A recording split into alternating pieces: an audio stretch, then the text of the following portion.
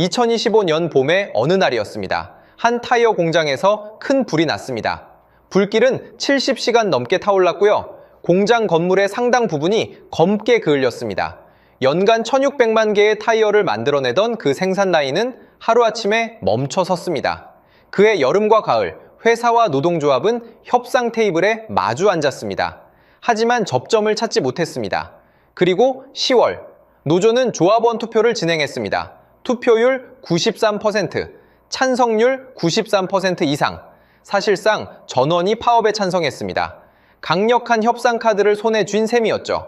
그런데 말입니다. 그해 12월, 회사는 전혀 다른 발표를 내놓습니다. 8,600억 원을 투자해서 신규 공장을 짓겠습니다. 위치는 폴란드입니다. 2028년 가동을 목표로 합니다. 광주도 아니었습니다. 평택도, 한평도 아니었습니다. 유럽이었습니다. 협상 테이블에서는 노조가 강한 카드를 쥐고 있었는데 정작 미래를 위한 투자금은 왜 태평양이 아닌 대서양 건너편으로 향한 걸까요? 오늘 우리는 이 질문에 답해보려 합니다. 누가 옳고 누가 그르다는 이야기가 아닙니다. 대신 숫자와 구조로 기업의 투자 결정이 어떤 방정식으로 작동하는지 찬찬히 들여다보는 시간입니다. 구독과 좋아요 버튼 눌러주시면 감사하겠습니다. 그럼 시작하겠습니다. 이야기는 2025년 5월로 거슬러 올라갑니다. 그날 새벽 광주에 있는 한 타이어 공장에서 화재 경보가 울렸습니다. 소방차가 출동했고 진화 작업이 시작됐습니다. 하지만 불은 쉽게 잡히지 않았습니다. 70시간이 넘도록 불길이 이어졌습니다. 공장 내부 설비의 상당 부분이 손상됐습니다. 생산 라인은 사실상 멈춰섰습니다. 이 공장은 연간 1600만 개의 타이어를 생산하던 곳이었습니다.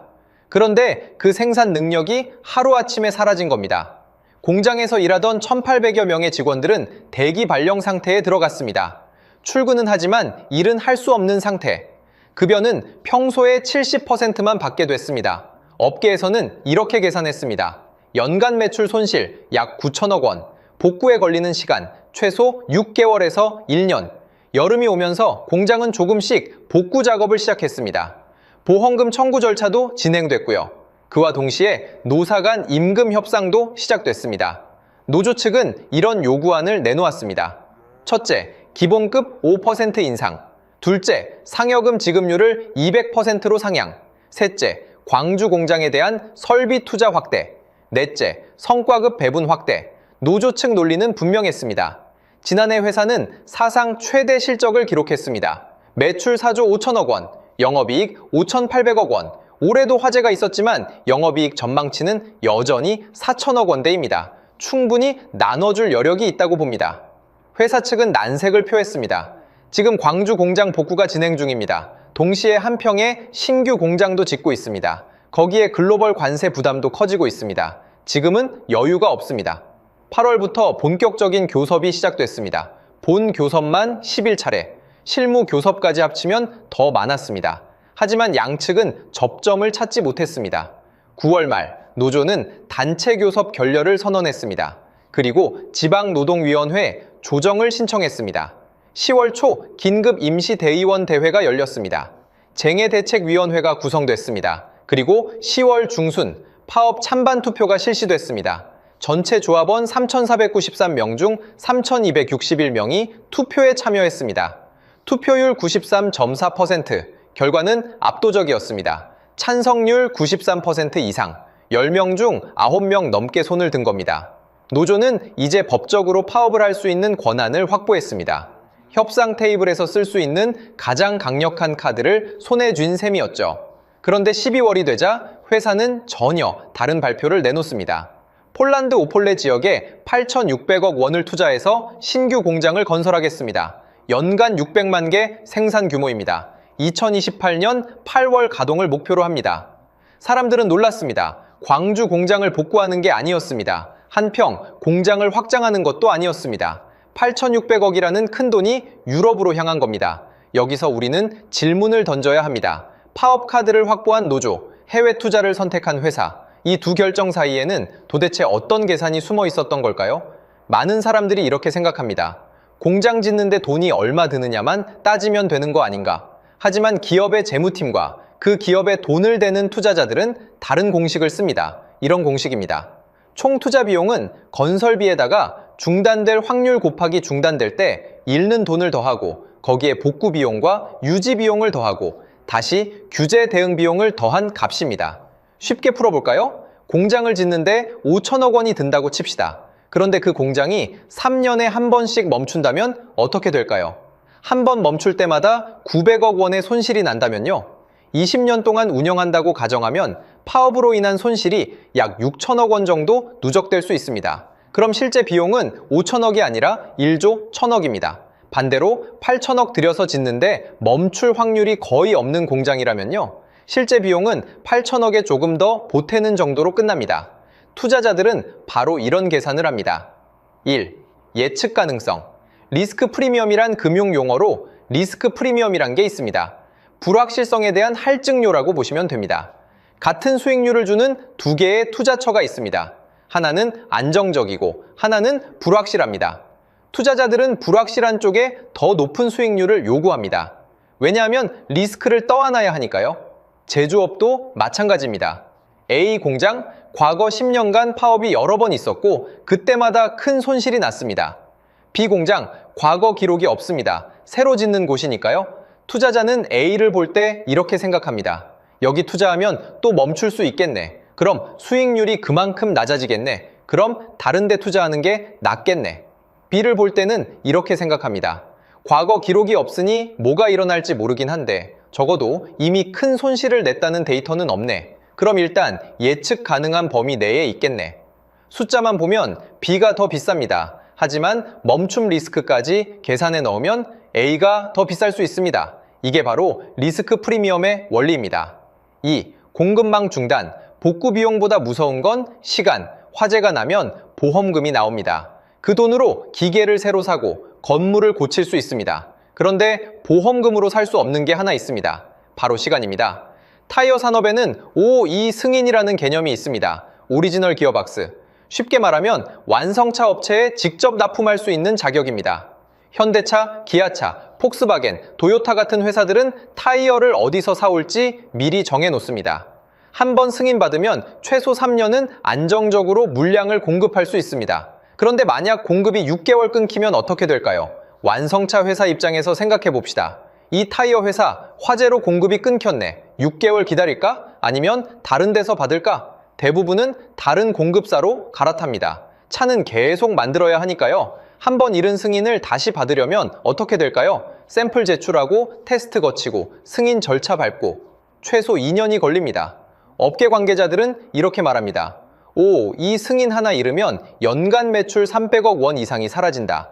다시 받으려면 2년이 걸린다. 그 2년 동안 잃는 매출은 600억 원이다. 공장 복구에 드는 돈은 3천억 원일 수 있습니다. 하지만 잃는 시장 점유율과 신뢰는 그보다 훨씬 클 수 있습니다. 이게 바로 시간 비용입니다. 3. 노후 시설의 숨은 비용 50년 된 공장을 복구한다고 가정해 봅시다. 보험회사는 보험금을 줍니다. 하지만 보험금은 불에 탄 부분만 커버합니다. 그런데 생각해 보세요. 전기 배선은 30년 전에 설치된 겁니다. 소방시설은 구형입니다. 환경오염 방지 설비는 옛날 기준으로 만들어진 겁니다. 2026년부터 산업안전보건법이 강화됩니다. 노후 공장은 전기, 소방, 환경시설을 전부 최신 기준으로 업그레이드해야 합니다. 이런 비용은 보험금으로 안 나옵니다. 회사가 따로 부담해야 합니다. 전문가들은 이런 보험박 비용이 최소 2천억 원은 더 든다고 추정합니다. 결국 이렇게 됩니다. 보험금으로 복구 플러스 숨은 개보수 비용 플러스 재인증 비용은 겉으로 보이는 것보다 훨씬 큰 부담. 4. 포트폴리오 분산. 달걀을 한 바구니에 담지 않기 투자의 기본 원칙이 하나 있습니다. 달걀을 한 바구니에 담지 마라. 제조업도 똑같습니다. 생산기지가 한 곳에만 있으면 어떻게 될까요? 화재가 나거나 파업이 일어나면 회사 전체가 멈춥니다. 생산기지가 여러 곳에 분산되어 있으면요. 한 곳에서 문제가 생겨도 나머지가 돌아갑니다. 2025년 5월 광주 공장에서 화재가 났을 때 회사는 곡성, 평택, 중국, 베트남, 미국 공장으로 버텼습니다. 만약 광주 공장 하나뿐이었다면 회사는 아마 위기를 넘기지 못했을 겁니다. 이제 한평과 폴란드가 추가된다면요. 어느 한 곳에서 화재가 나도, 어느 한 곳에서 파업이 일어나도 나머지가 돌아갑니다. 이게 바로 포트폴리오 분산 전략입니다. 투자자들은 이렇게 생각합니다. 한 곳에 몰빵하면 위험해. 여러 곳에 나눠 담으면 안전해. 질문 하나 드립니다. 당신이 만약 투자자라면 모든 계란을 하나의 오래된 바구니에 담을 건가요? 아니면 여러 개의 새 바구니로 나눌 건가요? 아마 후자를 선택하실 겁니다. 그게 상식이니까요. 기업도 똑같이 생각합니다. 전 세계 타이어 시장을 100으로 놓고 볼 때 유럽이 차지하는 비중은 약 25입니다. 그리고 OE 시장, 즉 완성차 업체에 직접 납품하는 시장의 17%가 유럽에 몰려 있습니다. 폭스바겐, BMW, 메르세데스, 르노, 피아트 이런 회사들이 전부 유럽에 있습니다. 한국에서 유럽으로 타이어를 수출하려면 어떻게 될까요? 먼저 배에 실어서 보내야 합니다. 부산항에서 출발해서 유럽 항구까지 4주에서 6주가 걸립니다. 운송비가 듭니다. 관세도 냅니다. 납기도 불확실합니다. 그런데 폴란드에 공장이 있다면요. 독일까지 트럭으로 하루, 프랑스까지 이틀, 체코까지 반나절. 운송비가 확 줄어듭니다. 유럽 내에서 만들었으니 관세도 없습니다. 납기 대응도 빠릅니다. 완성차 업체 입장에서 생각해 봅시다. 한국에서 배로 6주 걸려오는 타이어 대 폴란드에서 하루 만에 오는 타이어. 어느 쪽을 선택할까요? 당연히 후자입니다. 이게 바로 현지 생산의 힘입니다. 2026년부터 유럽연합은 CBAM이라는 제도를 본격 시행합니다. 카본 보더 어저스트먼트 미케니즘, 탄소 국경 조정 제도입니다. 무슨 뜻이냐면요. 유럽 밖에서 만들어서 유럽으로 들여오는 제품에는 탄소세를 붙인다는 겁니다. 한국에서 타이어 만들어서 배에 실어 유럽에 팔면 이 타이어 만들고 운반하는 동안 탄소 얼마나 배출했어? 하고 따져서 세금을 매깁니다. 그런데 폴란드에서 만들면요. 탄소 이동 거리가 짧으니까 세금이 확 줍니다. 업계에서는 제품 하나당 탄소세 절감 효과가 몇천 원에 달할 수 있다고 추산합니다. 타이어 한 개에 몇천 원이면 별거 아닌 것 같지만 연간 600만 개를 만든다면요. 수백억 원입니다. 이게 바로 탄소 규제가 만드는 보이지 않는 비용입니다. 폴란드 같은 중동부 유럽 국가들은 제조업을 유치하려고 했습니다. 세금 깎아줍니다. 땅 싸게 줍니다. 물류, 인프라 지원합니다. 인력 시장도 나쁘지 않습니다. 숙련 노동자들이 있고 임금 수준은 서유럽보다 낮지만 생산성은 준수합니다.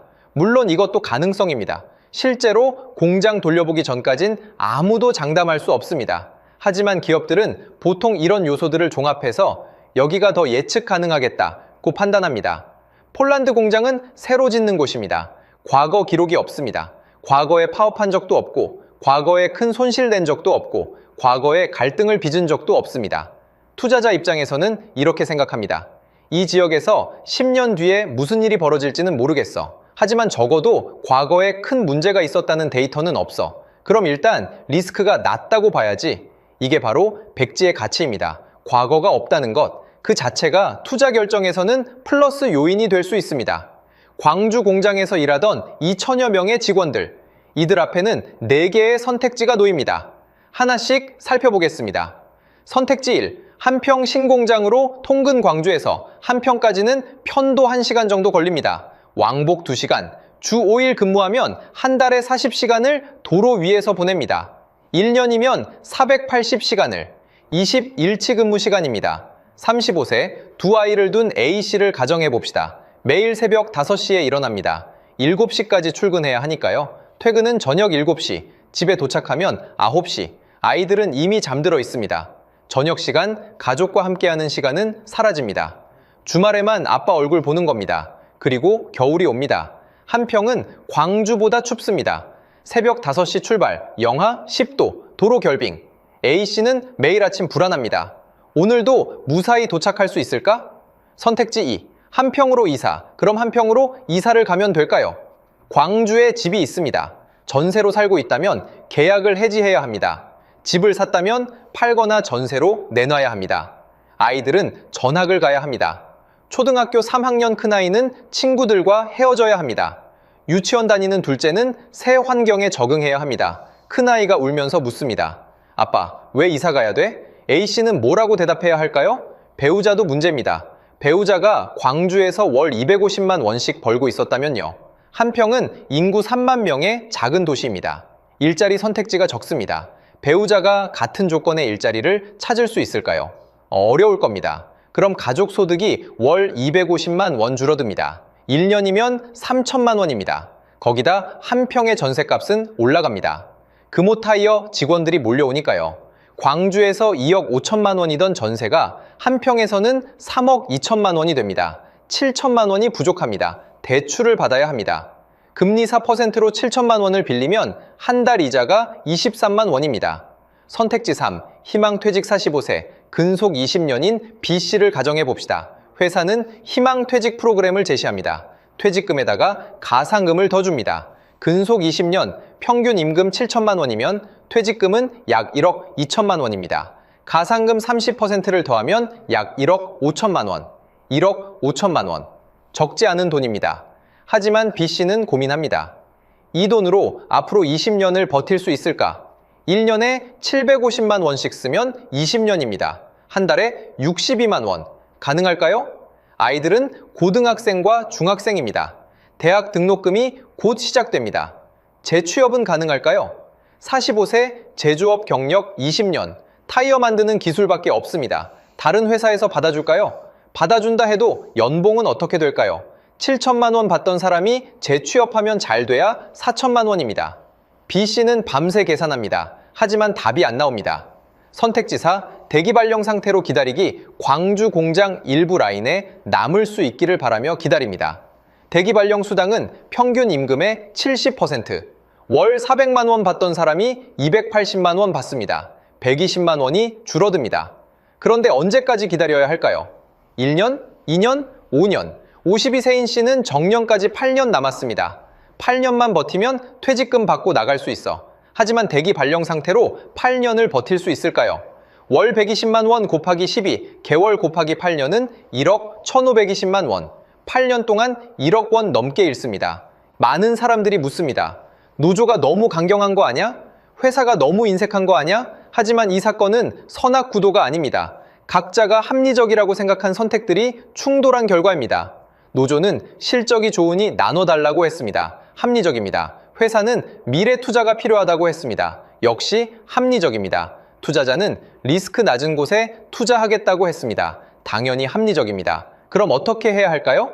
6가지 방향. 첫째, 장기 협약. 당위 파업 대신 3년에서 5년 단위로 임금, 고용, 안전을 패키지로 묶습니다. 유럽 일부 국가는 이미 생산 중단 없이 협상하는 프로토콜을 법제화했습니다. 둘째, 기업의 투명성. 재무 상태와 투자 계획을 공개하고 안전 대책을 구체적으로 보여줍니다. 신뢰는 말이 아니라 행동으로 만들어집니다. 셋째, 노조의 전략 전환. 독일 IG 메탈처럼 고용 안정을 최우선에 두고 임금을 조정합니다. 일자리가 사라지면 임금도 의미가 없으니까요. 넷째, 지자체의 산업 다변화. 한 기업 의존은 위험합니다. 신산업 유치, 협력사 금융 지원, 재취업 프로그램이 필요합니다. 다섯째, 개인의 대비. 내 일자리가 10년 뒤에도 여기 있을까? 이 질문을 던지고 다른 기술을 배우고 여유 자금을 확보해야 합니다. 여섯째, 정부의 인센티브. 노후 설비 교체 보조금, 안전투자 세액 공제로 국내 투자를 유도할 수 있습니다. 여기서 질문 하나 드립니다. 당신이 이 직원이라면 어떤 선택을 하시겠습니까? 통근, 이사, 퇴직, 대기? 정답은 없습니다. 각자의 상황에 따라 다를 겁니다. 하지만 분명한 건 어느 선택을 해도 쉽지 않다는 겁니다. 2025년 10월, 노조는 압도적 찬성으로 파업 권한을 확보했습니다. 협상 테이블 위에서는 노조가 강한 카드를 쥔 것처럼 보였습니다. 하지만 2달 뒤인 12월, 회사는 8,600억 원의 미래를 유럽으로 옮겼습니다. 협상에서 이기는 것과 투자를 받는 것은 다른 문제였습니다. 자본에는 국적이 없습니다. 자본은 안전하고 예측 가능하고 수익성 높은 곳으로 움직입니다. 그리고 이건 누구를 비난할 문제가 아니라 구조를 이해하고 대응해야 할 문제입니다. 여러분께 질문 2가지를 남깁니다. 첫 번째 질문, 당신이 만약 노동자라면 임금과 일자리의 지속, 이 둘을 어떤 방식으로 동시에 지키고 싶으신가요? 댓글로 의견 남겨주세요. 두 번째 질문, 당신이 만약 지자체 공무원이라면 기업이 지역을 떠나지 않게 만들 가장 중요한 조건은 무엇이라고 보시나요? 여러분의 생각이 궁금합니다. 오늘 영상은 여기까지입니다. 이 이야기를 준비하면서 숫자 너머의 사람들을 많이 생각했습니다. 공장에서 일하던 분들, 협력사에서 일하던 분들, 지역 상권에서 일하던 분들 모두가 각자의 자리에서 최선을 다했을 겁니다. 하지만 구조가 그 최선을 삼켜버렸습니다. 우리가 할 수 있는 건 그 구조를 이해하고 조금이라도 더 나은 방향을 찾는 것입니다. 구독과 좋아요는 이런 이야기를 계속 만드는데 큰 힘이 됩니다. 다음 영상에서 뵙겠습니다. 감사합니다.